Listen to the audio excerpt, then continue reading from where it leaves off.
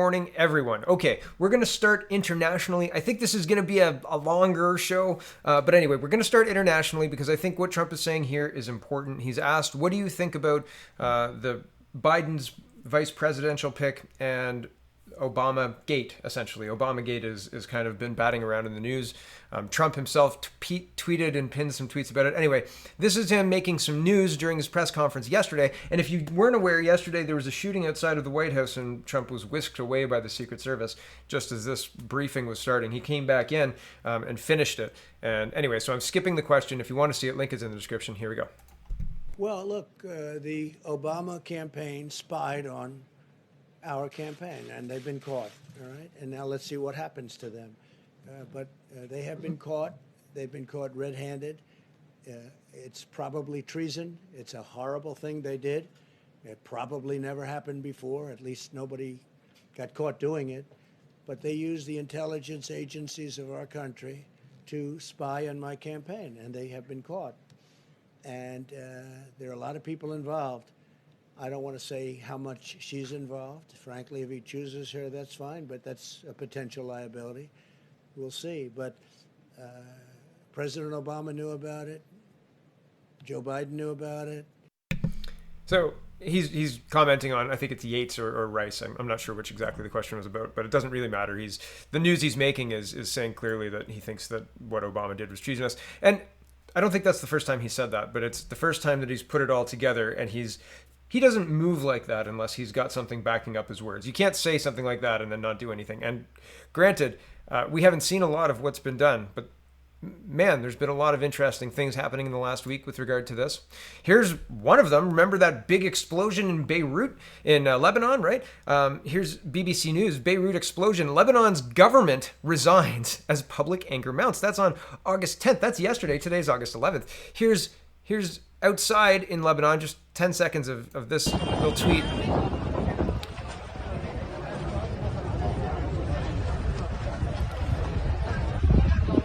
And that's not a construction site, everyone. Those are nooses, and they intend on hanging, well, some representatives. It says, Lebanon ain't playing around, says Joe Kamal.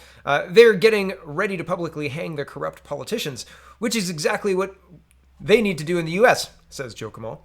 And man, it's interesting that yesterday Canada announced Canada is committed to supporting the people of Beirut and the most urgent needs of those devastated by the explosion on August 4th. That's why we're providing an additional $25 million to Lebanon to respond to immediate needs and early recovery efforts. I would love an itemized list of what that spending goes to and who and exactly what it's spent on. I would love that to be standard practice. Why isn't it? I wonder why.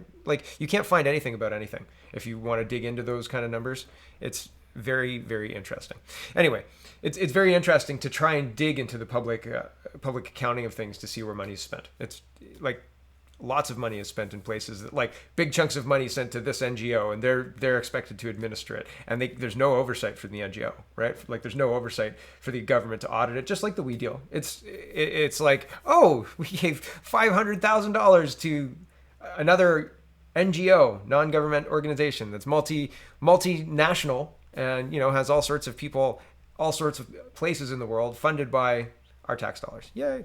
Okay, here is, I wanted to give you kind of the temperature on what people think of Canada currently. Okay, here's an Australian journalist, and their quote is, Justin Trudeau is the Kim Kardashian of political leaders, a Zoolander character who's really, really ridiculously good looking, no longer distracts from his appalling judgment or capacity for asinine comment. Okay, so that's one. The one that I wanted to show you was this Modi quote. I think this is Modi. I'll take me out of this. Hold on, here we go. Maybe not. Oh, maybe it is Modi. I'm not sure. Okay. This is what India columnist Ajit Datta had to say about Trudeau. Quote, Justin Trudeau. Okay, so it's not Modi. There's just a picture of the Indian prime minister there. Or president, prime minister, I'm not sure which one. The Indian head of state, Modi. Okay. Justin Trudeau is a mascot of everything that is wrong with the world today, from being at the forefront of encouraging every degeneracy to welcoming radicalism into his homeland, from cheap gimmicks of tokenism to attempts at creating culture of politically correct absurdities. The stink of his leftist hypocrisy wafts far and wide. As a citizen of India, I could not care less if the elected leader of Canada seeks to drive his nation to the dumps. But where it has an adverse effect on my country is where I choose to draw the line. I mean, I like quotes like that. And why is the Canadian media giving Justin Trudeau a complete pass on pretty much everything? Here's Dan Albus, and Dan is an MP, member of Parliament for Central Okanagan, and I'm not going to say the rest of it because I would not say those names properly. And he says, I am curious on the details of this arrangement. Is this advice being provided gratis, free, or through lucrative private consulting? Will this advice be available to the public? Spokespeople for Trudeau and Carney didn't reply to requests for comment. And this is in response to Justin Trudeau appointing Mark Carney to one of his advisors' positions for help in crafting the response to COVID-19, the recovery plan from this this recession that we're currently in. Okay, so here's BNN Bloomberg, and they're reporting Trudeau taps Carney for help in crafting COVID-19 recovery plan. Mark Carney, the only person to run two major central banks, is helping Justin Trudeau craft next steps in a plan to pull Canada out of a deep recession sparked by the coronavirus. 5 months after stepping down as Bank of England governor, Carney has become an informal advisor on policy matters with the Canadian Prime Minister. Trudeau is leaning on former Goldman Sachs banker as a sounding board for what officials are characterizing as an ambitious economic recovery plan, according to a personal familiar with internal policy operations. So these are anonymous quotes, so take it with a grain of salt, okay? Back to this. The plan will seek to tackle everything. This is me for a second. This is hilarious. You can't do everything. If you're like, if you want to make a lot of change in your life, or if you want to make like lots of policy announcements, promising to do absolutely everything is the wrong move. You got to focus on one thing, get it done, and move on, right? Like you can't be like, oh, we're going to get everything done. Here is what they're promising. The plan will seek to tackle everything from deficiencies in social safety net to climate change, infrastructure, and immigration. The first measures are likely to be rolled out in a budget update this fall before more comprehensive fiscal package early next year, the person said anonymously. Carney's involvement comes as Trudeau's own finance minister, Bill Morneau, appears to be fighting for his political life. Morneau is embroiled in a scandal over a contract to a charity that employs one of his daughters, and had paid $41,000 Canadian currency. They put CUS, 41,000 Canadian, 30,000 US, in travel expenses for his family trips to Kenya and Ecuador. Though Morneau has repaid the money and apologized, the opposition Conservatives are calling for his resignation. And here is Morneau set to be shuffled out of his position in finance. Finance Minister Bill Morneau reports Globe and Mail job could be in jeopardy after clashes with the Prime Minister. So apparently Trudeau's looking at shuffling the cabinet, which is a sly way at removing the accountability aspect to getting Morneau out of his position, right? Like if Trudeau removes him from his position as a punishment for his actions on then Trudeau would also be culpable for those actions because he did the same thing essentially. But if he just shuffles the cabinet, moves a couple of people. If Scott Bryson hadn't resigned, this whole thing wouldn't have happened. So that's essentially what's going on here. Anyway, back to this. The Conservative, though Morneau has repaid the money and apologized, Conservatives are calling for his head. Spokesperson for Carney noted that he is serving as an advisor to Boris Johnson on COP26 conference and as the United Nations Special Envoy for Climate Action and Finance. In Mark's current role, he speaks to a number of heads of state, but we don't comment on these private conversations. The spokesperson Jennifer Nemeth said in an email. Trudeau's office didn't reply to requests for comment. That's because Trudeau is on vacation. Here's Brian Lilly. He says yesterday the PMO put out an itinerary for Justin Trudeau claiming he was in Ottawa for private meetings when he was really at a cottage on Georgian Bay. Today, the itinerary simply says Ontario. Here's the column on Justin Trudeau's latest vacation. And here's the screenshot of the itinerary for Justin Trudeau yesterday. And here's the Trudeau takes his Gaddy's bike. Nope. Life and RCMP to Georgian Bay. And so people have seen the detail. Trudeau's admitted to being at the Weston compound, I think it was. Regardless, he's on vacation. So, his people are busy, right? You gotta take care of that Prime Minister or whatever. Okay, this is the title of the video. Like we're living in a nightmare. Midtown Toronto residents fed up with crime, vandalism near shelters. This is just one little bit. We're going to go to Alberta. We're going to come back to Toronto to look at this nightmarish liberal vision of Canada. It's Unbelievable what's going on in Canada. But here we are. CBC News reported yesterday, August 10th, city-run shelters were opened in response to COVID-19 and the need to house vulnerable people. Despite a pledge by the City of Toronto to set up security measures in Midtown, where 3 city-run homeless shelters have opened up, many residents and business owners say they're fed up with what they say has been an increase in crime in the area and remain concerned about safety. In 1 week, a city employee was hospitalized after being stabbed by a shelter client. A fire broke out, and a shelter client died of an overdose at 5565 Broadway Avenue. Ooh-ah. Residents say the problems are now spilling out into the street with crime, vandalism, and break-ins. People are getting assaulted. You're being accosted. All the businesses along Mount Pleasant have been broken into, some of them 2 or 3 times, said Lucy Brown, a nearby resident. It just got progressively worse when the Roehampton Hotel opened up. The city leased 3 properties, Roehampton Hotel and 2 adjacent buildings on Broadway Avenue, in response to a need to house Toronto's homeless population during the COVID-19 pandemic. This is first and foremost about saving lives and achieving physical distancing between people in shelters, said Gondor Tanner, director of City of Toronto's Homelessness Initiatives and Prevention Services. Next month, the 2 shelter buildings on Broadway Ave will be vacated, but the city has signed a 2-year lease to keep the Roehampton Hotel, something residents say they were never consulted about. From graffiti to public urination, defecation to robberies, many residents say they've noticed things change since the shelters open. Brown said her daughter goes to a daycare next to the Roehampton Hotel, but said she doesn't feel safe picking her up. The daycare has had fecal matter human defecation next to the fence where the kids play. There's been needles surrounding the area, said Brown. I feel like we're living in a nightmare. The community has really been terrorized, to put it simply, with what's transpired here over the last month, said long-term area resident Nick Avermus. Excuse me if I got that wrong. Who said his family's home backs onto a daycare that was recently robbed. The sentiment right now, as it is now, quote, the shelter cannot stay there. We understand that there is a crisis, that we need to get our vulnerable people off the street, but a lot of people are questioning how the decision process came to be, said Avermus. The City of Toronto acknowledged it moved faster than usual with the opening of shelters, but said it urgently needed to move people out of crowded shelters and encampments for their own safety. We're doing it for your own good. Regardless of what you believe to be good for your family, you better just get used to it. Here's going to Alberta. Doctor killed in attack at North Red Deer Medical Clinic. This is a horrific incident. A man was butchered basically with a machete and a hammer. And here's a little bit of footage, 10 seconds of footage. Man just arrested for beating a doctor to death with a hammer at a walk-in clinic in Red Deer, Alberta. So there's the 10 seconds. That's the assailant, or accused assailant. Unbelievable. The stories around this are just incredible. Just incredible. Like you're living in a nightmare, right? Back to Toronto, back to Cherry Beach. Do you know where Cherry Beach is? Right off the lakeshore there, okay? Lakeshore and DVP. Heard of it? Yeah, me too. Here's 2 guys with chainsaws.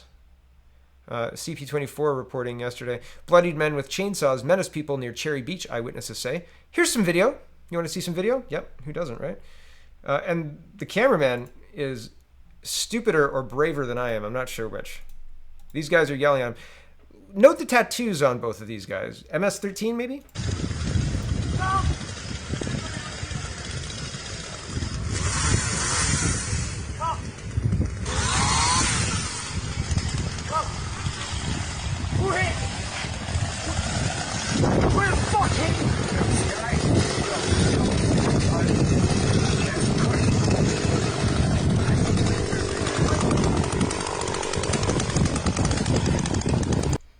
Right, so the tattoos, sorry, try and turn myself off to not distract you from the video.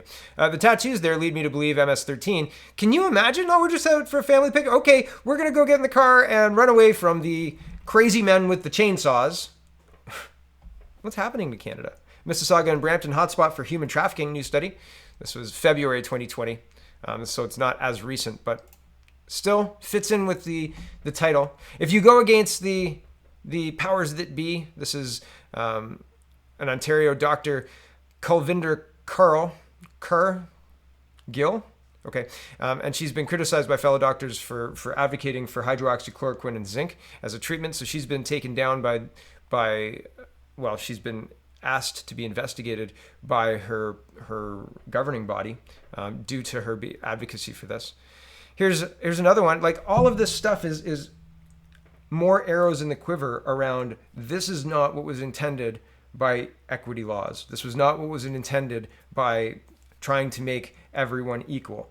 This is going well around the bend. Okay, CTV Toronto. Ontario Human Rights Commission has found that black people in Toronto are disproportionately arrested, charged, and subject to use of force by the city's police force.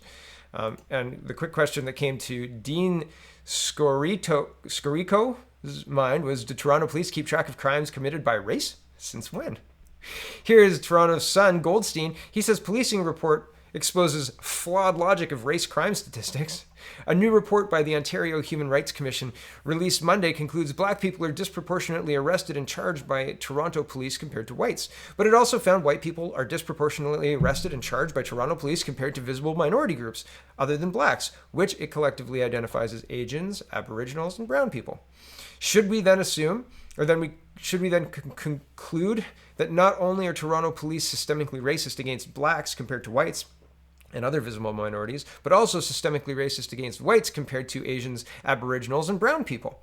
The other funny part about this is if you crack the statistics open even a little further and look at the men versus women, so the statistics between how many men are arrested versus women are arrested, it's not 50-50. Guess what? It's almost 90% men. I think it's 87% or something like that, men. And I don't have that statistic in front of me, but it's not 50-50. And the point is, are these systems completely anti-male?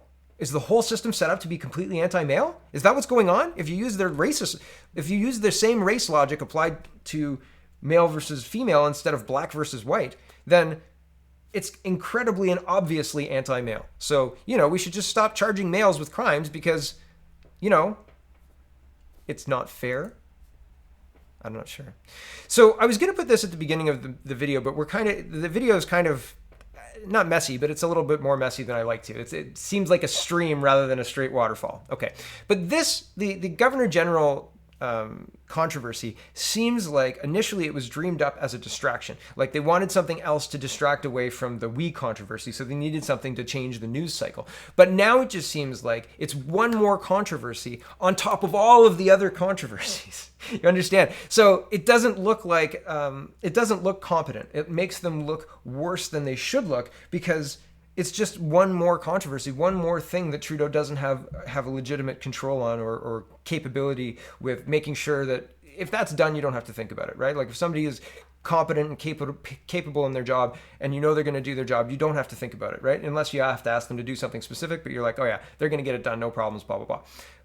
This just makes them look incompetent instead of being a page turner. And they've got enough crises to deal with anyway, right? Here's another one. Here's another one. So we're going to go through the three big crises. Well, I'll show you we first. Here's we, cabinet ministers, top public servants to testify about we scandal.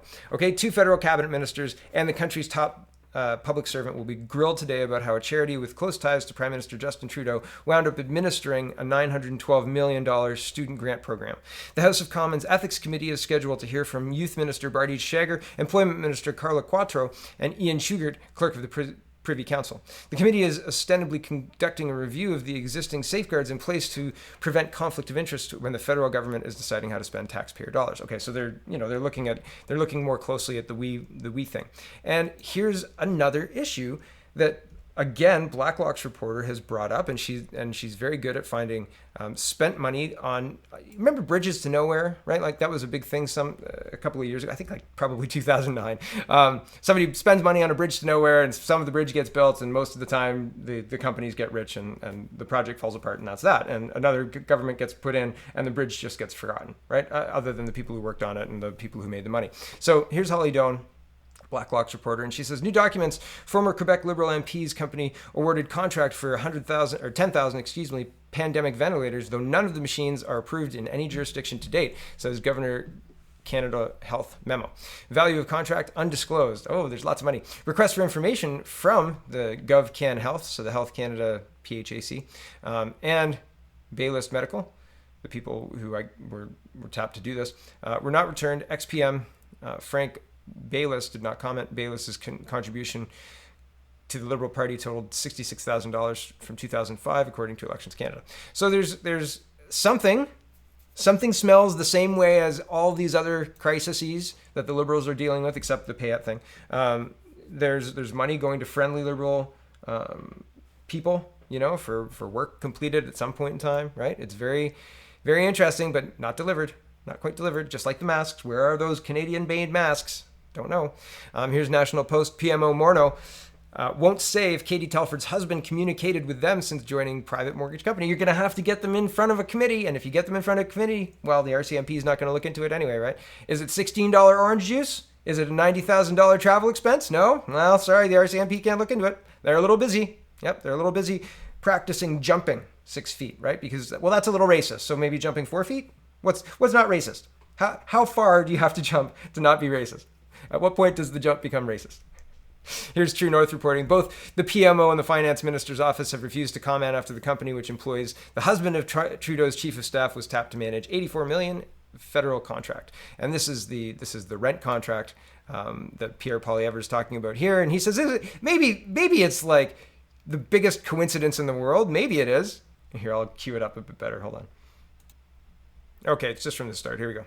And if I can, we have heard Katie Telford and the Prime Minister's office say she had nothing to do with the program design. She had nothing to do with the program award. You want the Finance Committee to investigate. What would you need to see to be satisfied that nothing unethical was done here? Well, first of all, maybe it's just a big, fat coincidence that the spouse of the Prime Minister's chief of staff gets hired in January by this company, and then the Prime Minister's government gives that company up to an $80 million contract just 4 months later. Maybe it's just a big fat coincidence that instead of housing this program in CRA where it belonged and where other similar programs are, they gave it to a Crown corporation that could not to administer it and would have to contract it out, and then decided to contract it to a company whose vice president is married to the Prime Minister's chief of staff. Maybe these are all big coincidences. But we'd sure like to bring in the officials and ask the questions and find out why they made so many disastrous decisions that have led to delays, massive administrative costs, and small businesses going under. Mr. So, I mean, great questions. Right? Like, great questions, right? And it's going to be wild that we're not going to have any answers. Here is Mr. Barrett. And he's an MP from, which one? Leeds, Granville, Thousand Islands. And this is the final question yesterday. And, well, it sets it up himself. Here we go. Seconds left. So it's a quick question. What grade would you give Prime Minister Justin Trudeau for his adherence to ethics laws since being elected in 2015? Well, in both ethics laws and also in terms of breaking open government promises, the Liberals rate an F in both cases, for sure. It's been a complete failure. He sent a great letter to ministers with great talk in it in terms of saying they have to meet the highest ethical standards that'll bear the closest public scrutiny. And that was in November 2015. But Prime Minister Trudeau has not walked his own talk. Has not walked his own talk. Never. Okay, we're going to quickly go into the provinces. Ontario, he says, Doug Ford says, we're investing $6 million to expand CCTV systems across Ontario over the next 3 years to help communities combat violence and to crack down on crime. Are you not wearing a mask? Get your mask on, you non-mask wearer, you. CCTV technology is one of the best tools we have to gain critical advantage over criminal organizations. Yeah. Right. Do you believe that? I don't like that. Doesn't work for me. Here's the Ontario news.ontario.ca, and they say surveillance systems are an important part of our partnership with police services to combat gun and gang violence. We're confident this investment will help municipalities expand their CCTV capacity and ramp up their local fight against crime, said Solicitor General Sylvia Jones. Criminals are always finding new ways of covering their tracks, but our government is determined to ensure municipalities and police services have the tools and resources they need to detect criminal activity and keep Ontarians safe. Quick facts, the grant funding will cover 50% of each successful project. The program will help with the purchase of CCTV cameras, associated supplies, and software as installation costs, and software as well as with installation costs. And Ontario made a similar investment to increase the number of surveillance cameras in the city of Toronto in August 2019. And look at all the crime reduction that's caused. Nova Scotia renews state of emergency, but there's no new cases of COVID-19. This is not about a virus, in my opinion. My goodness me. And here's the WHO saying we need $100 billion. Global News is reporting $100 billion will be needed. Huge gaps in vaccine funds to fight coronavirus. Who says? Well, maybe if you didn't lie to everybody for an extended period of time and then didn't just kowtow to China the whole time, maybe there wouldn't be a funding deficit. Maybe if you were, talking to Donald Trump, maybe he would kick in some money. But Canada's all done spending on WHO. We spent a lot of money, and I don't think we've gotten anything for it. So, yeah, tough luck. Can the news maybe talk about the chainsaw guys in Toronto? Maybe. Something that matters to people? This is just garbage, really. $100 billion? It's like they think money grows on trees. Anyway, it's very frustrating. All of this news is accurately explained by this headline here. It's like we're living in a nightmare, and the nightmare, I believe, is self-created, because I think if we were to go to the polls right now, we would get a very similar government back. We would get almost exactly what's happened, like almost exactly what's sitting in Parliament right now. Why do I think that? Well, because it doesn't seem like people are even really upset about masks. Why would they be upset about, chainsaw guys and doctors slaughtered with hammers and machetes and human trafficking? And like why would people care? People don't care. And people's reputations being torn down for no other reason than they have the gall and audacity to stand up and say, wait a second, like the evidence doesn't back up what you're saying here. You're wrong. And here's all of the experience that tells me that I'm correct, and you're not coming back at me with anything solid, right? And even this, the divisive nature of police forces, it seems to me like instead of asking about defunding police in Canada, they're just going to make the police completely and utterly useless. Like if the police aren't allowed to arrest people who do crimes regardless of their skin color, then the police can't do their job. If the police are going to be charged with assault when they take down somebody who's running away with somebody else's purse, well, they're going to stop doing that, right? Like there are consequences to this garbage. And these publications that talk about how black people are disproportionately arrested, I don't think that's responsible. I think that's a misuse of statistics with regards to, and underreporting the fact that when people are arrested, the Toronto police I can't imagine that they're going out of their way to arrest black people. And I can't find any data that backs that up, right? All the data that I've found shows that carding actually worked at reducing violent crime in Toronto. And when they repealed carding, that had a negative effect on the violent crime in that it went up. So like writing something and it being true are vastly different. And I don't think it's responsible of the news or of the organizations that churn out these reports and these interpretations of the data and all sorts of other garbage stuff that is shared widely on Facebook, correlation studies and all sorts of crap. I don't think it's responsible. I don't think it's responsible reporting. I don't think it's responsible anything. And yet here we are, right? So, and what can we do about it? What can we do about it? I'm one voice, right? And if you gain traction, right? If you have a legitimate way to reach people and legitimacy, what are they going to do? What will they do? They'll destroy you in every way possible by getting your professional government, like the governing bodies to look at you, by convincing the people who pull your strings, convincing the people who hire you or who employ you, or the boards who employ you. And if they won't turn, then you replace the board with your friendly people, and they say, "Oh, sorry, we really tried to save you."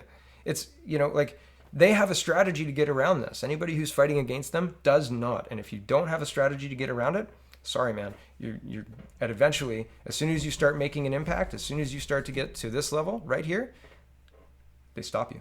And how do they stop you? They discredit you. They make you sound like a fool. Go watch Shooter if you haven't seen it. Man, I finished that last night. First time I've ever seen it. What a great movie. Cool. Anyway, that's enough for me today. Thanks for watching, everybody. Check out CanadaPoly.com. Check out CanadaReport.co. And have a wonderful, wonderful